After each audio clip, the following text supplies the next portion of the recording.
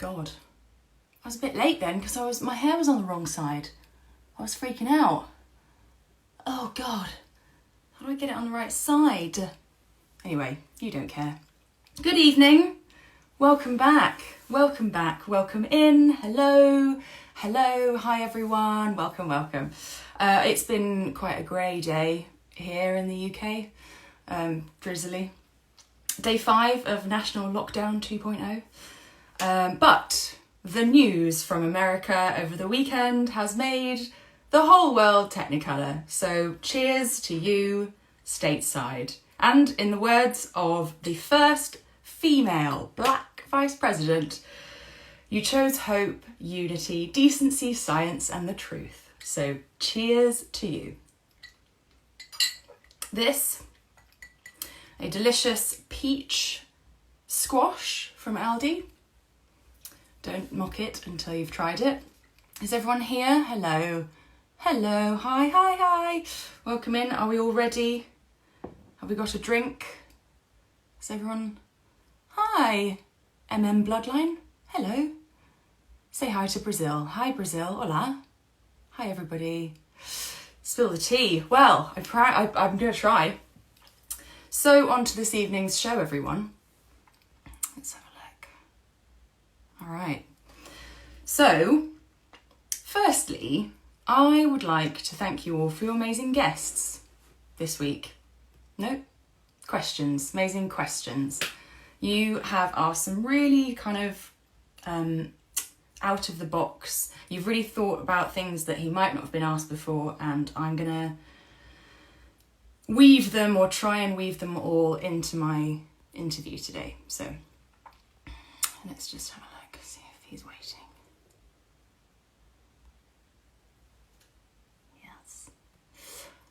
Okay, so speaking of my guest, I feel like I'm having a kind of slightly out of body experience this week because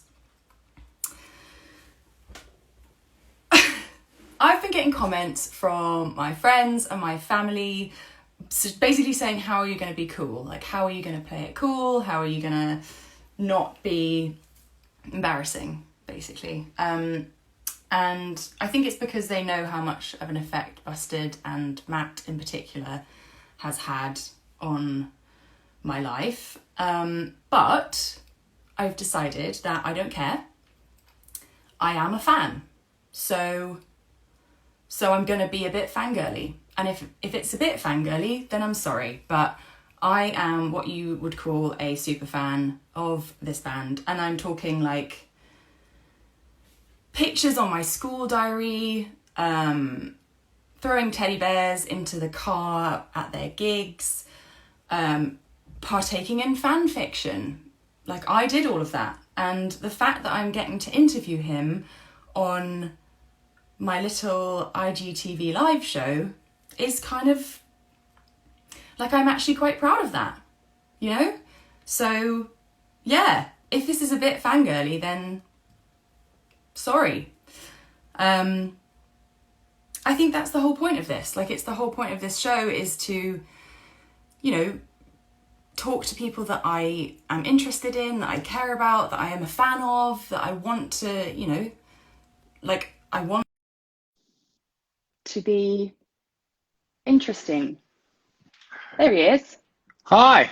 Hi. Now, the thing is, you're here already, so I'm going to have to do your intro with you here, which is not what I normally do. So Okay. I'm just going to try not to look at you, if that helps. Okay. Do you want me to go and come back? No, it's okay. You're here now. It's fine. Okay. We'll start from now. So Matt Willis, just don't answer because this is just an intro. So this is the bit in Graham Norton before you come out. Okay. Right. All right. Okay. So I'm behind the curtain. You're behind the thing. Yeah.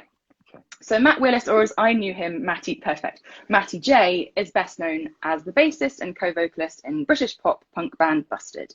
The band has had 4 #1 singles, won 2 Brit Awards, released 4 studio albums, and has sold over 5 million, made it up, records. I think that's like what I found out on the internet. After disbanding in 2005 to pursue solo projects, the band reunited briefly as McBusted, partnering with their friends McFly and then again as a full band in 2016 for a further 3 tours. Matt is an actor, presenter, West End star, men's mental health advocate, fitness enthusiast, husband to the unfathomably beautiful Emma, and father to their 3 children. And today, he announced that he's returning to the West End as Bob Cratchit in A Christmas Carol at the Dominion Theatre. And now you come out and Oh, right, hi, like, and now I walk out and I do this. Hi, and everyone's like clapping, right. and then you sit down. And so welcome. Hi, how are you? Sorry I was a bit late. Well, that's okay. I added you in. I remembered that you asked me to have headphones in, and I don't have any, and I had to borrow my wires, and I went searching for them. Also, terrible when you've got these ones that aren't connected to anything, right? What, these ones? Yeah, because then they're so easy to lose. Yeah, I found one, but they seem to be working. It's weird. I feel like a real grown-up with these little things in my ears. I know. I had an excellent moment in the week where I was literally texting my husband like, I can't believe I've come on a walk and I've forgotten my headphones. It's so annoying. I can't believe it. I really wanted to listen to a podcast. I'm so gutted. They were in my ears. Oh, as you were talking, right? Nice. Good. The whole time. Yeah. It was really excellent. I was like, I am a fantastic human at that point. I was like, I've peaked. So before I get into the questions, which I've had many of, and they are fantastic, I just have to tell you a story, because this is from Rossi EE with 4 eyes 14, and it is the most beautiful story ever. So get ready. He says, my wife and I had premature twins last year, born at 25 weeks, and they were in the NICU for 105 days.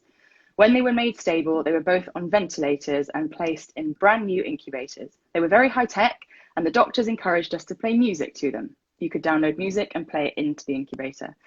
The incubator had a special thing where it muffled the music so the babies could hear it, and I played Busted to them from their first day for about a month, and it was the first time any baby had been in it at City Hospital. Even now, the boys, who are 1, whenever they hear Busted, they dance to it. It was a very tough time. It was a very tough time in my life, but I love Busted, and that story and the boys' reaction to their songs will forever make me smile. Oh man, that's amazing. How amazing How sweet is that? Yeah, man, that's really awesome. Like, music is transcendent.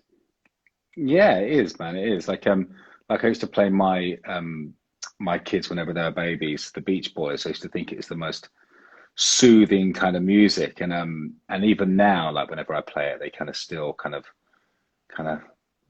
pretend to enjoy it for me, I think. But yeah, so it definitely is. It definitely has an effect.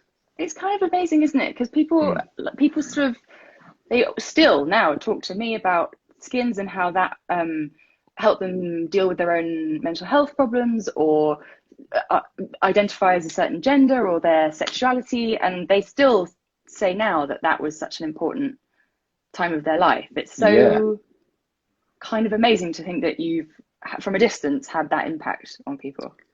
Yeah, I mean, I think back to when I watched Skins, talking about Skins quickly, and it was such it was talking about stuff that was so not talked about at the time, and to a target audience who was so not usually allowed to experience these things. It was such a powerful, great show. I was a huge fan. So when you actually approached me about was it Florrie that you approached me about doing something for? I was like, oh my God, the Skins is talking to me. So I was stoked. Honestly, okay, so just to fill the audience in, my friend Florrie turned 30, and you know, I'm not joking, like we did do all of the things I said. Like we screamed outside the concert, we tried to get through the fence, we broke into the hotel. Like, I'm not joking, it was full hysteria. So we thought it would be amazing.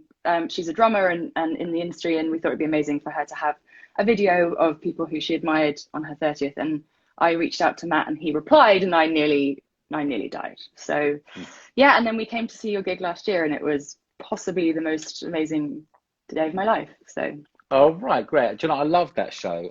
You were at Wembley, right? Yeah, it was one of my favorite shows. Like, it was a bit weird towards the end of it because it was the end of that tour, and I feel like for me that album was that kind of, we released it, for everyone who doesn't know, we released an album called Halfway There like last year, the year before, and and it was kind of like it was kind of rectifying a few wrongs that I think we had done with albums in the past. Like we all had different problems with things that we recorded and kind of things we've maybe done and we would have done differently now. So we were like, right, okay, cool. We didn't quite know what to do and what album to make. We're like, why don't we go and make the album that we wished we'd made, you know, at different points in our life. And it meant a lot to me. And I loved it. It was such a kind of, you know, I think people shy away in music from the word nostalgia. Like it's got like a bit of it's got a nasty ring to it, you know, because I think people think, oh, they're a nostalgia act.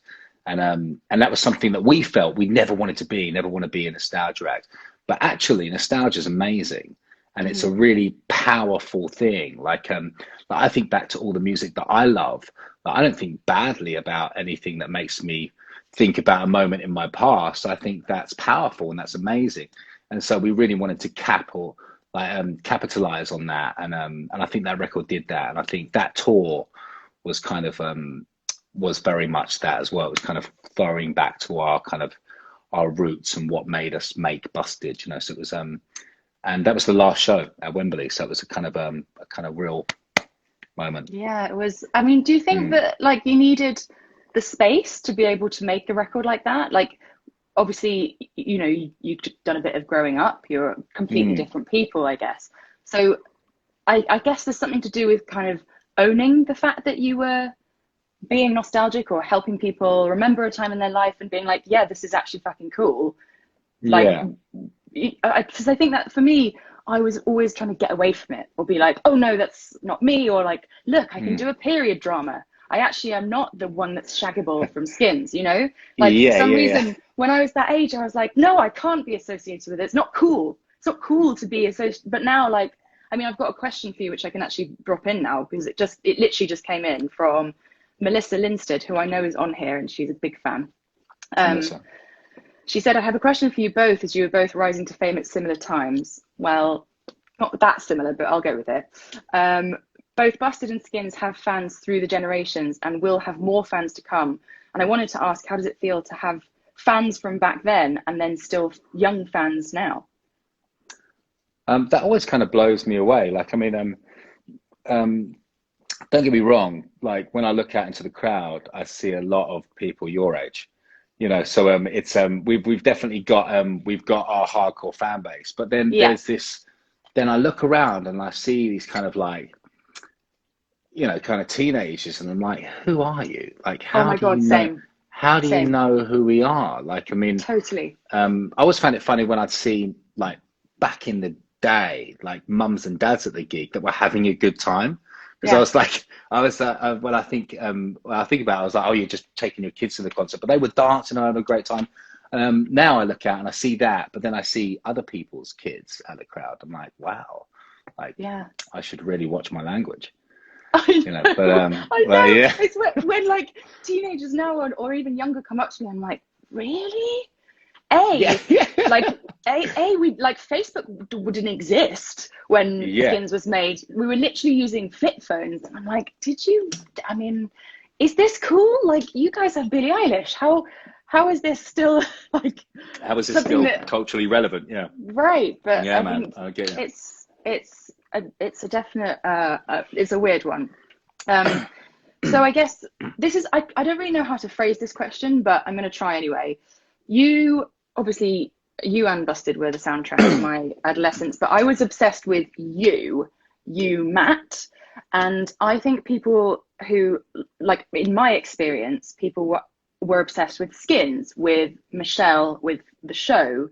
And therefore, I always had that like separation of, well, it's not me that people are like screaming for.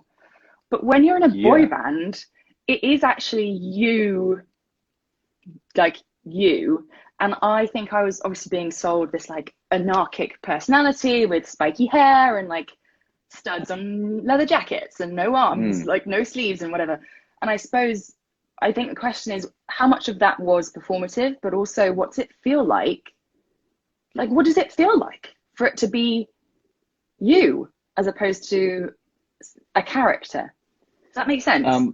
Yeah, this is a really good question because because I was thinking about that not too long ago because I met I was talking to Tom Fletcher's mum and dad backstage, Right. and we just played a show and we were talking in the corridor, and they were like, "You're really nothing like you are on stage, Matt."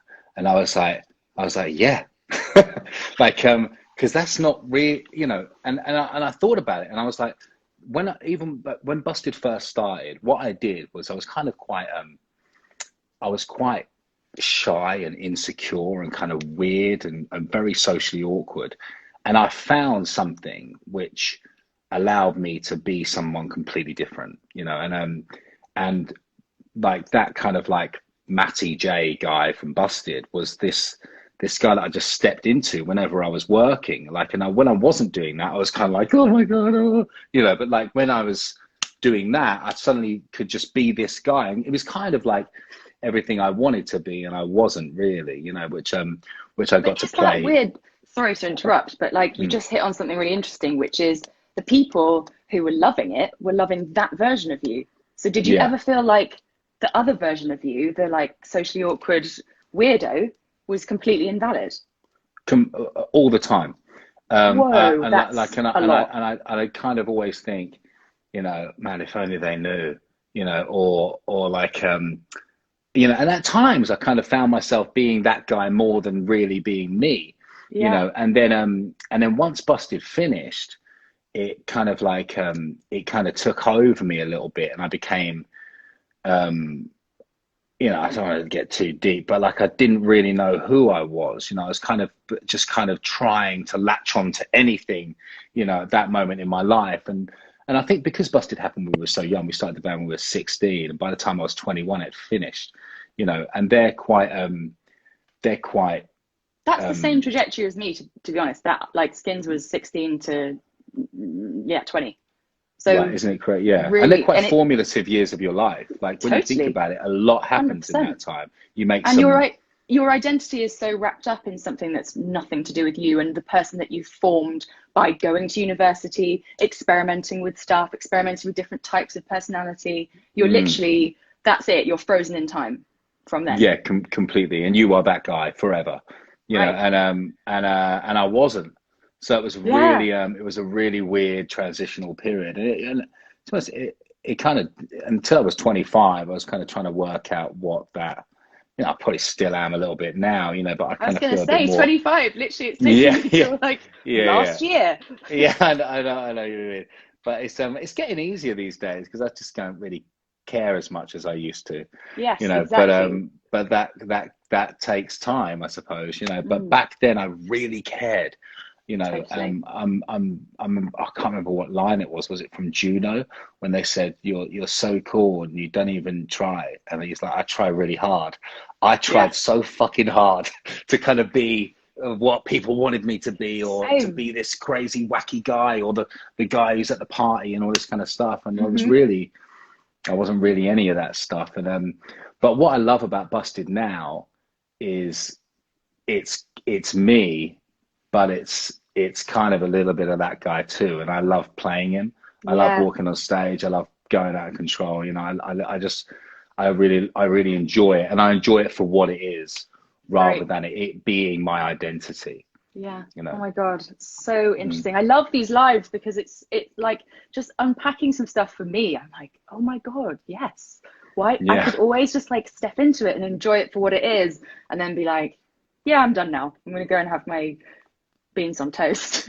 Yeah. Just Yeah. sit in my Exactly. Yeah. pajamas. Yeah. Um, okay, so the Cliff Dog with underscores has asked you, how did Busted come about, and what connections did you have to the music industry?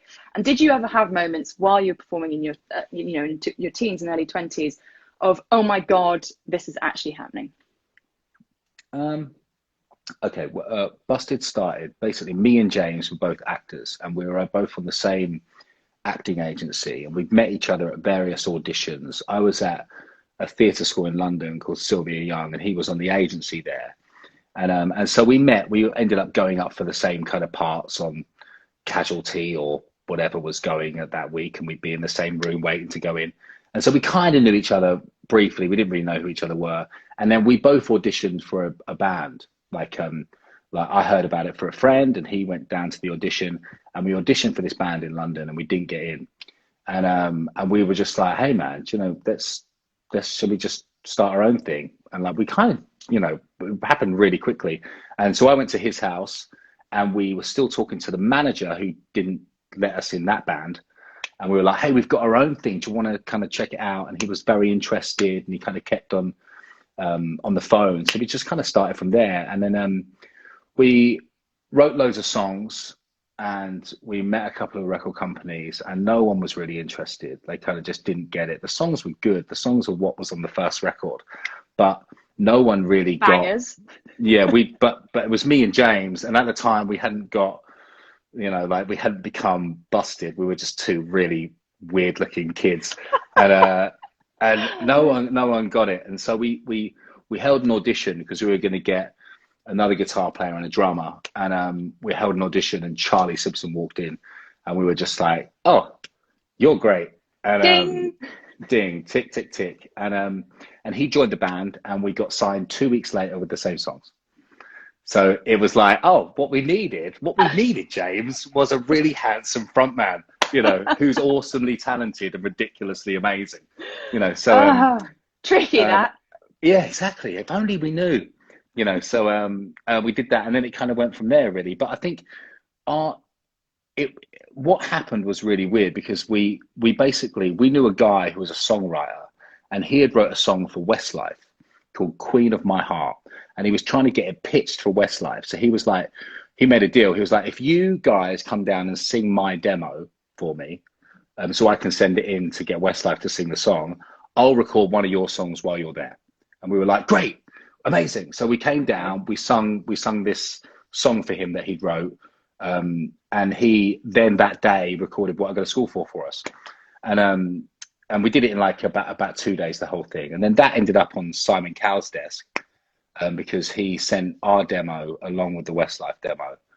And Simon Cowell wanted to sign it. As soon as Simon Cowell wanted to sign it, everyone wanted to sign it. And suddenly we were a signed act. So it was kind of a bit of a fluke, really, how it happened. It is yeah. crazy. Oh my God. This is so exciting. I'm hearing all the tea. I've not really told anyone that before. I think we kind of That's tiptoed around that Westlife thing. There's not many people who are going to watch this. Just the Yeah. just 20,000 people. It's fine. Yeah. Sure. Okay, so Millie OX, favorite busted memory. My favorite busted memory is my 21st birthday in Japan.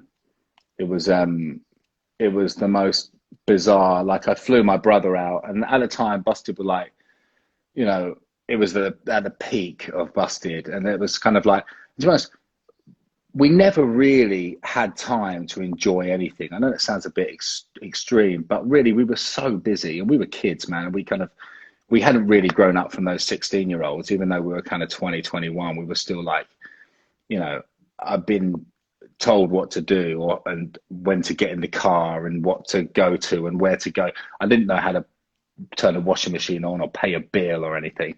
So I was kind of 21 in Japan, and my brother flew over, and I was just like, and I suddenly sat in a room. We had this massive party that lasted ages. And I sat down and was like, oh man, you know, this is pretty awesome.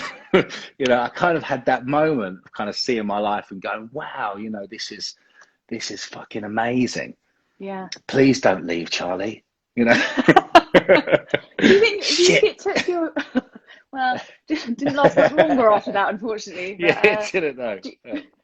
Do you think it took somebody from your real life being there? Do you know what I mean? Yeah, like there's that totally, yardstick of like somebody who actually was there from the beginning before all this craziness started. Yeah, and man, then you were totally, like whoa. That's exactly what it was. It was kind of my brother being there, who I'd grown up in this council house with our whole life, and like we, you know, this didn't happen to people like us, you know. So we were kind of like, and he was just like, what the fuck is going on? You know, and we were playing amazing shows in Japan.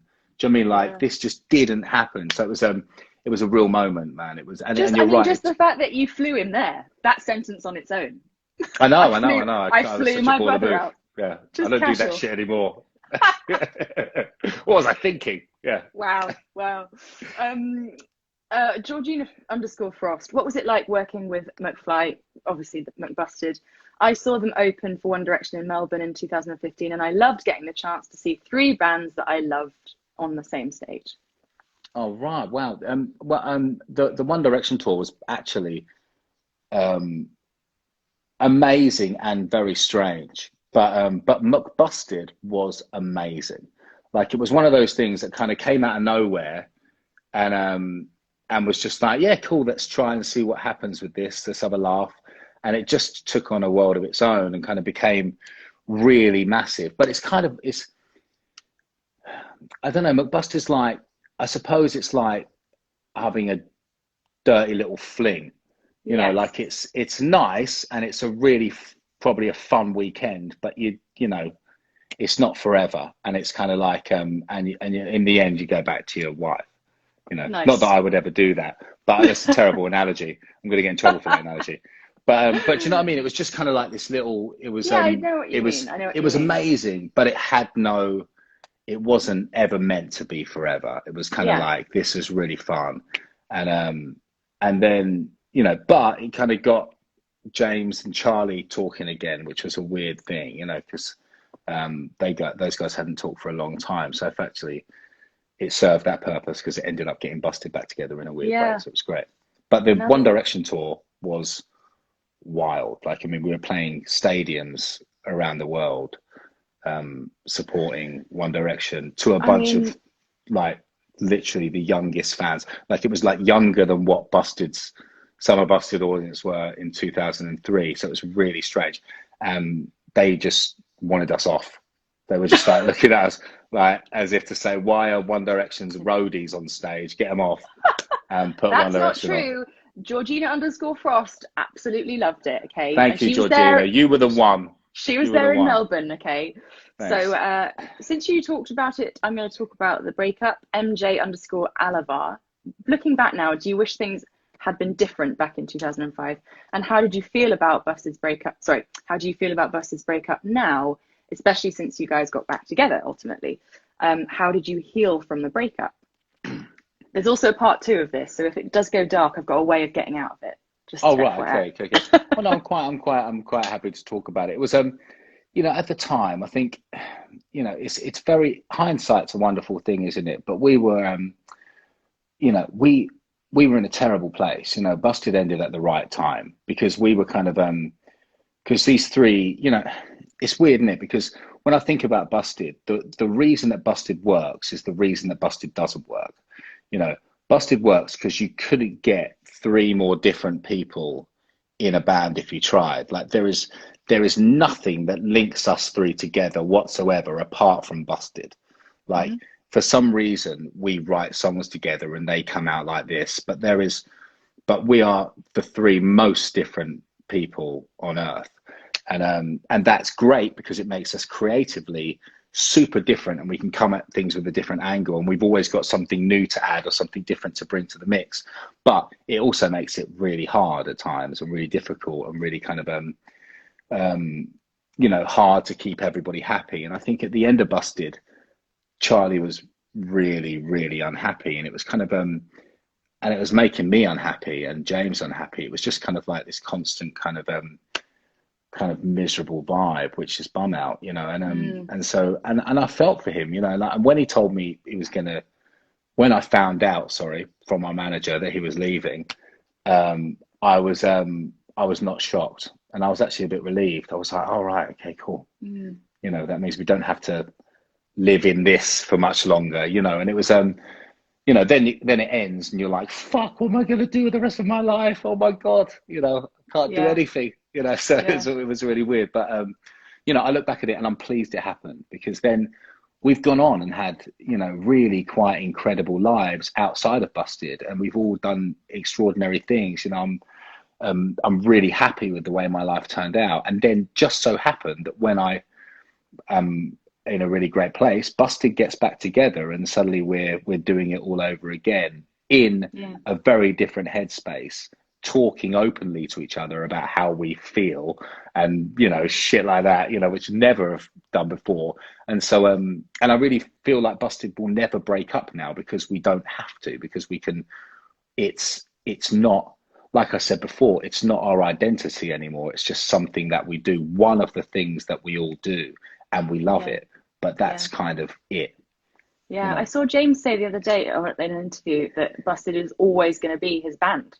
Like that, it's always going to be my band. And the music I make now is for me, and the you know, the solo stuff he's working on. But Busted will always be my band. And I just thought that was really, obviously we were all like, everyone was heartbroken. I've seen my friend Annie like, why did Charlie leave? You know, we're 30-year-old women and we're still like, I'll never get over it. But like, it's amazing, and what you have done, and the fact that you can still, you know, I think it's partly growing up and also just being like telling the truth, which is a really difficult thing, and just being like, this is actually shit. Is. And now you can always be like, guys, let's do something. And someone goes, do you know what? I'm not up for it this year. And then you go, cool, okay. See you next year. And that's kind of what happened. You know, that's kind of what happened at the end of that album cycle. We kind of like, we were like, right, so we should probably think about doing it all again. And we're just like, you know what? I kind of want to do some other shit. You know, like, I love you guys, but can we do something else for a while? You know, everyone was like, great. You know, so that's kind of where we are now. And but we have every intention of going back in the studio in the next year or so and starting it all over again. But in the meantime, Charlie's doing a record. I've heard some of it. It's remarkable. It's amazing. James's record is the most perfect James Bourne record I've ever heard. And he's already got the next fucking 2 written or something. So he's on fire. Yeah, so we're all really good. Well, that's good. I mean, talking of moving on and what you're doing now, that's kind of like the point of this. So at what point, I guess, training as an actor, and as we've talked about the performative nature of being in a band, but at what point did you make the decision to take your first acting gig, and what was that like? Did you have like imposter syndrome? Were you like, I haven't trained properly, I need to hone the craft and the things that actors say, or did you just go, yeah, I'll try that challenge? What was it like? No, I had all of that going on, all of it, and I still do. You know, same. Like actually, when Busted finished last September, the last September just gone, we kind of finished our last gig 100 years ago when we could 100 years ago when we could all play concerts. We played our last gig, and I finished in August, and I went back to drama school in September, because which was the most which I've never felt such a fear and kind of and weird anxiety about in my entire life. Like it was it was kind of because I had all that stuff. Like I'd worked as an actor, you know, I'd done bits and bobs, but I wasn't getting the jobs that I wanted, and I could get in the room for stuff that I didn't want, you know, and I could get the jobs which I didn't want to do, but the jobs I wanted, or the jobs I wanted to go for, I couldn't even get in the room. Like, and I was getting really frustrated, and I was like, you know what, maybe you haven't fucking trained since you were 16 years old, and you might need to do a little bit of work. So I went back to school, and I was there until lockdown happened, and now, who knows? Hopefully we'll get back there one day, but I don't know. But yeah, I had all that stuff going on. But you know, the longer I do it, the more comfortable I become, and the more, you know, I don't have any goals. You know, I don't have any like, I want to be here by this date, or I want to get this job, or I must achieve this, or I'm like, I just want to not be shit. Do you know what I mean? I just want to kind of... That's so weird. So there are two... I feel like I've discovered 2 schools of thought with this. I'm the same. I just want to work. I want to do the work, and I want to do the work that I like to the best of my ability. But I don't really have like I want to have an Oscar by the time I'm 40 or whatever. I don't really have that. No. Now, the number of times I've come up against people who are like, the reason that you haven't got to where you want to go is because you haven't got an end goal. Thoughts? Yeah. Unless you have a clear goal, you'll never reach your destination. Right. Like, well, I don't know what I fucking want. You know, I just want to do stuff that I love, that makes me happy, and I feel like I'm good at it. you know, and so I'm trying everything Same. I can to just do that. I mean, yeah, I mean, in a perfect world, I'd write everything and produce everything and star in everything.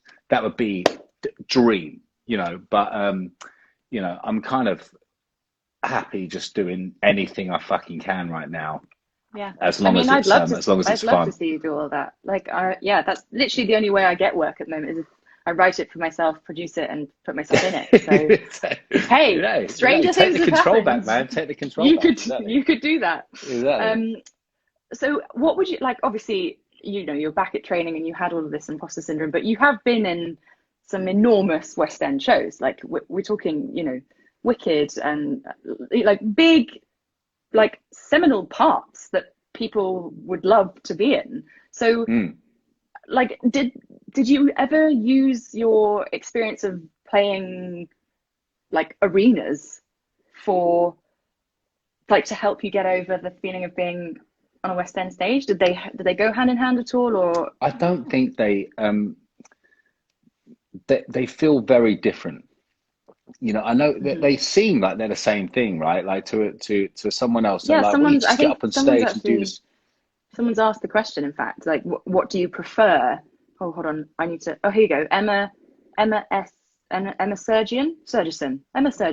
What do you love Right. about performing in a West End show versus performing in an arena? Like, you know, go. Right. Okay. What do I prefer? Um, I love both. I love both so much. Like I love playing in a band. I love playing music. Like I love nothing more than playing 14 songs on stage with my mates and it's sounding good and feeling good about it. Like that is one of the best. And also looking at the crowd and knowing that they're having a fucking great time. Yeah, That is, and it's caused by us playing these fucking strings and jumping up and down and pulling faces. That is the most amazing feeling on earth. But there is something about being connected with another actor on stage and something beautiful happening that is different almost every single time, that is intoxicating, that I cannot ever get enough of. And mm-hmm. if I'm honest, I would do that quite happily for the rest of my life. um you know, I don't know if I could be on tour for the rest of my life. Yeah, I could play a tour a year, you know, probably, but I don't know if I could be on tour forever. But I could be on stage for the rest of my life and be completely happy. You know, I kind of I have a few roles which I say I don't have any goals. I have a few roles in the West End which are bucket list shit for me. yeah. You know, like I want to be Javert in Les Mis so fucking bad, I mean, I and think you it's need to go have a few more years on you. Although there's quite a few yeah, young Javers at the moment, yeah, but exactly. I feel like it's in my future, you know. So I'm kind of and it's a fucking hard thing, you know. So I'm kind of working with a singing coach for the next 5 years to try and get my shit together. But you know, yeah, I love it. I love musical theatre. I love acting. I love film so fucking much. yeah. I love everything about it. I love being on set. Even when I'm doing something and I don't have to be there. I'm one of those annoying pricks that's standing on set watching the fucking monitor. You know, I'm that Yeah, guy. You know, I just mate. fucking Yeah, me love it. too. I love everything about a fucking set. Me So too. yeah, I love it. So someone's asked, this is actually interesting because you said you don't have goals, but Joseph W said, could you please ask Matt how he motivates himself to achieve his goals, and has he got any goals left to achieve from a work perspective? Obviously, he's very successfully been in bands, solo tours, acting, presenting movies. Is there anything left? Yeah, there's like I feel like I've literally only just begun as an actor, and when I went to class, and I was quite nervous and weird about it, but then I was like, wait a sec, I've done some fucking shit.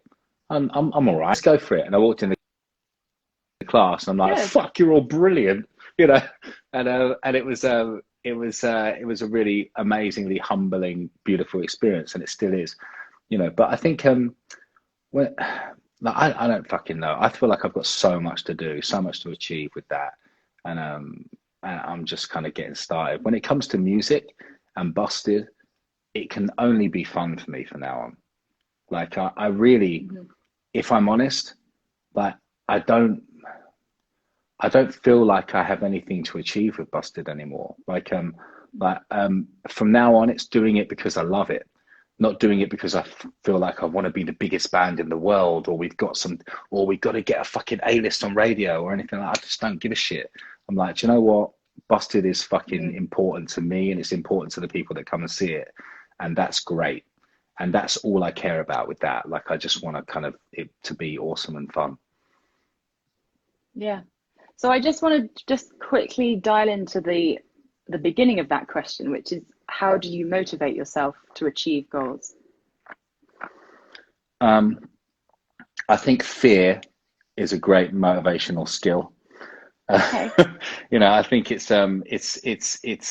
underrated. The fear of people say that failure is the biggest learning tool, and I believe that.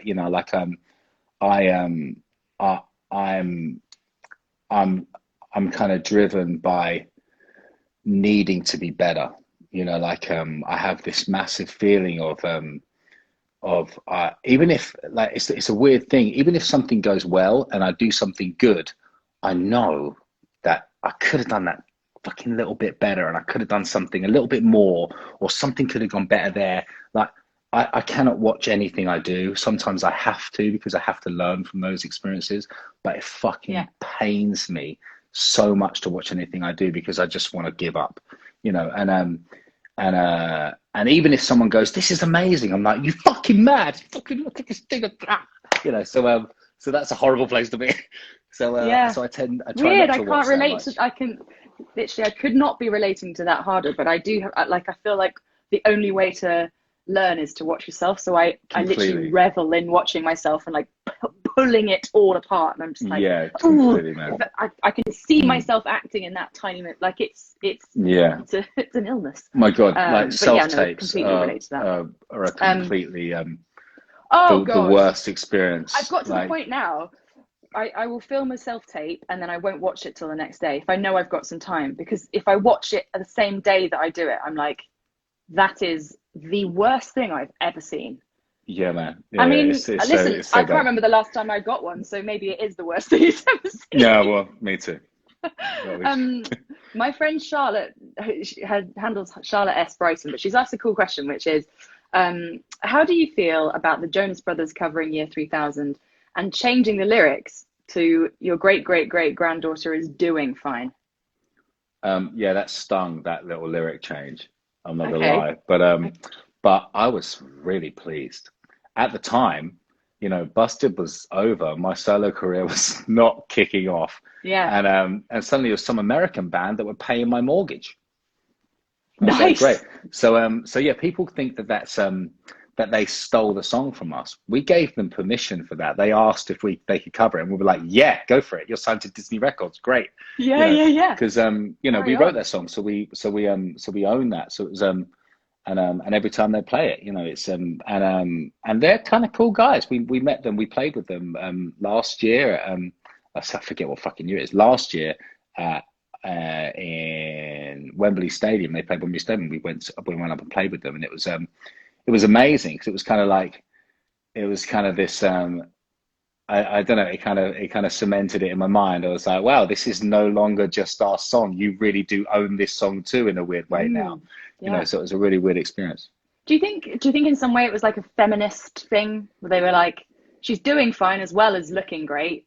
Yeah, exactly. There's a few, I don't want to say it out loud, but there's a few Busted lyrics which need to be fucking had a look at. Which if it was now and it was my kids writing these songs, I'd be like, you can't fucking say that. But at the time we were just kids, and it was, if you're self-effacing and you could say like, yeah, that's terrible, I would never write that again, then well, completely. There's quite a few Busted lyrics which we need to have a very strong word with ourselves about. Nice. My other friend Joby Fly. So Matt took a trip to the Year 3000. And he saw triple-breasted women walking around town totally naked. But what would you like to see for 2021? What would I like to see for 2021? Oh my God, I'd love a festival to happen. Oh, just something where we can all hang out. Just to go and be in a field with fucking thousands of people would be the most amazing thing. I mean, to play one would be incredible, but just to go as a punter, to go to a festival would be the most amazing experience. And I'm looking forward to next year, the amount of birthday parties you're going to be going to. Nice. Can you imagine that didn't fucking have it this year? Everyone's going to throw the most amazing party. And weddings. People who had to put who can't get married and they've just pushed it off. She's going to like that answer, so that's good. Amy Hannah XO, who's the most famous person you've ever met, or who is the most famous person in your phone book? In my phone book? I mean, you can go for who you've ever met. I actually... I can't think who mine is. The most... I mean, I met the Queen. She's quite famous. She's pretty famous, isn't she? Yeah, I shook People her know hand. her. People know that girl. Yeah, William and Kate. I think the royals are probably up there, aren't they? Do you know what the first person I thought? I was like, Pamela Anderson. That was pretty fucking huge. That's pretty fucking awesome. I'd be blown away by that. I'd be blown away by that. I was in my head. There's certain people that like. Then you just hit me with the Queen. I was like, yeah. There's certain people that I think you shouldn't meet, though. Like, I don't think you should meet your idols. I really don't. You shouldn't say that, because I'm doing that right now and it's going very well.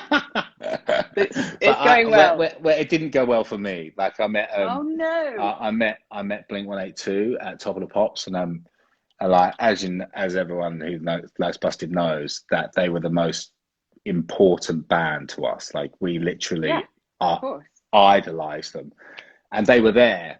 And we were rehearsing, and they were rehearsing a couple of hours later. So we all hung around to wait for Blink-182 to rehearse, and we got to sit in and watch their rehearsal, and which was fucking amazing. So we watched them rehearse on Top of the Pops, and we were kind of standing around in a circle, and they came over and like they were introduced to us, and everyone was just kind of standing in a circle talking, and I was like just stood there, just like couldn't say a fucking word, did not say a single word. Well, we stood there for over an hour.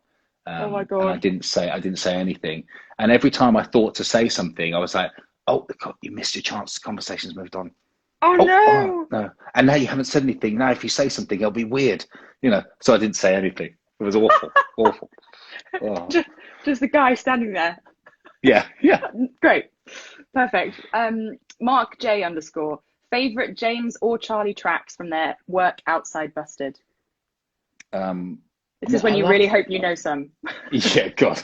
Yeah, like James came around my house when he was writing his first solo record and played me a song called Batman's House, which is utterly mental. Okay. But brilliant. Like, so James. But James has wrote a musical called Murder at the Gates. Yeah.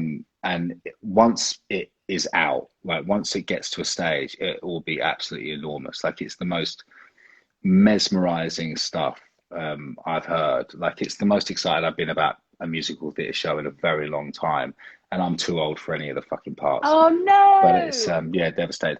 But it's honestly, it's utterly genius. It's amazing. And I didn't want to fucking like Fight Star. I'm not gonna lie, I really didn't want to like them, but I did. There's a song called Amethyst, which I thought was fucking amazing, and Paint Your Target. And those tracks that Charlie did. I mean, his new stuff's great, but Fight Star, we had some really bangers. Yeah. That's so funny. I think people really want you to hate them. Like, Golson _567 has literally said, what did you really think of Fight Star? Like, people want you to hate them so much. Yeah, man. Yeah, people want the fucking drama, but unfortunately, I thought they were great. Well, there you go. Heard it here. James Spywell, what song by any other band or artist would you most like to be your own?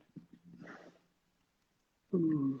I don't know. I wouldn't want to ruin it. Like, I listen to Bob Marley, Three Little Birds, probably every single day. Nice. That song is my my happy song. I play it at the moment pretty much every day, just because I feel like I need a bit of a pickup. Yeah, sure. And that song is the most powerful song in the world to me. So I wish I'd. No, in fact, if I was singing it, it'd be shit. I'd ruin it. So it's got to be Bob. Yeah. I think that answers the question. Okay, so as I'm running out of time, I've got two last questions for you, which are kind of lumped into one. Trev _lad and Mrs. Biscuit 101. Love which hairstyle / haircut do you regret the most? And would you ever go back to the leopard print or lime green haircuts? Because we love them. Really, really, did you really? I I My, literally wanted black hair with white tips at one point. oh, really? I liked that one. That That was was good. cool. Like, do you know what? I'm gonna own up to this. I ripped that hair off. There was a band that I was really into before Busted called the Dum Dums. They had an amazing song called "Can't Get You Out of My Thoughts." It was incredible, and they were a Okay. great band. And the fucking bass player from that band had that hair, the blonde stripe. Wait, and you And went into the hairdresser and you went, I went want into the this, please. hairdresser, and I went, "Can I have his hair, please?" And they were like, "Really? You want this hair?" I was like, "Yes, please." And so I got it. Yes, please. And yes, please. I'd like to look Yes, like please. I'd him. like that. I'd like to look cool like this guy. Oh And God. yeah, Oh and no, so Matt. I know I did that. I did that. And So you did look very, very cool. and So everyone thought I was so original. I winning. was like, yeah, I ripped that off. But do you know? I remember like my daughter said to me one day. She was going to school and she was like, are you picking me up from school tonight, Daddy? And I was like, yeah, yeah, yeah. So will you wear a hat? And I was like, oh, Oh my what's wrong God, with my bright green savage. hair? What's wrong with the green hair? I Will you think wear a hat, when please? yeah, when your own offspring are embarrassed for you to pick them up, that's Yeah, the time where you've got to be like, oh, maybe you need to think about this. Yeah, yeah, yeah. Mm. okay, cool. Right, Matt, it's been an absolute pleasure. I'm buzzing. I can't believe that you've been on the show. Thank you so much for being here. Also, I No, forgot to thanks for ask you inviting at the me. beginning. Loads of people have been like, April, you forgot to ask the question, which is, are you Matt from Busted? I will always and forever be Matt from Busted. You will be that in my brain. But also, Amazing. everyone go and see Christmas Carol. Book Oh tickets, yeah, right? yeah, man. If we, yeah, man, it's looking good. It's looking good. So we open on the 7th of December at the Dominion.